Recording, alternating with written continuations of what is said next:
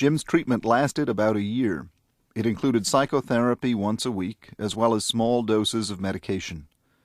The psychotherapy was more like coaching than traditional psychotherapy, in that it was educational, informative, directive, and explicitly encouraging. I cheered Jim on from the sidelines of his life. I helped him build a new understanding of himself, taking into account his ADD, and I helped him build ways of organizing and structuring his life so that ADD wouldn't get in the way so much. The medication, as he put it, took the static out of the broadcast. We will discuss treatment in detail later, but as an introduction, here is a synopsis of the most effective components of treatment. Note that while the medications used for ADD can provide remarkable help, they are not the whole treatment by any means. A comprehensive program works best. 1. Diagnosis. As we've seen with Jim, the therapy begins with the diagnosis. Often, simply having a name for your problem brings a great sense of relief. 2. Education. The more one can learn about ADD, the more successful the therapy will be. You'll better understand where ADD affects your life and what to do about it, and you'll be better prepared to explain ADD to others. 3. Structuring. Structure refers to the external limits and controls people with ADD so urgently need.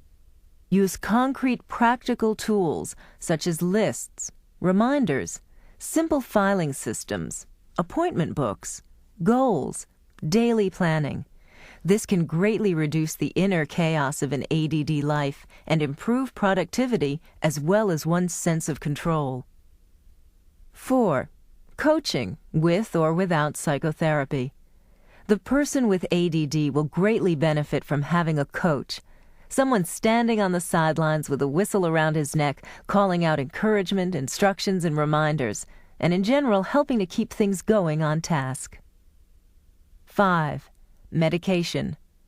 There are several medications that can help correct many of the symptoms of ADD. The medication works like a pair of eyeglasses, helping the individual to focus.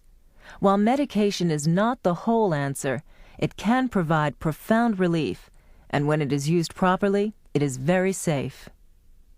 In Jim's case, treatment went very well. By the time we parted company, he had changed his life. Within 8 months, he began to put together his own computer consulting business, specializing in some kind of software manipulation I never did understand, but one that few others could understand and a lot of people wanted, so his business grew. Being his own boss, he didn't have the kinds of troubles with superiors he'd often had before. Of course, he did have to relate appropriately with clients, and this was a skill he worked on. He settled into his relationship with Pauline in a way that pleased them both. He had developed a series of techniques for managing himself, as he put it. No longer shooting himself in the foot, he was beginning to make use of the creative brain he'd always had. The next case history we'll examine demonstrates ADD in a very different form.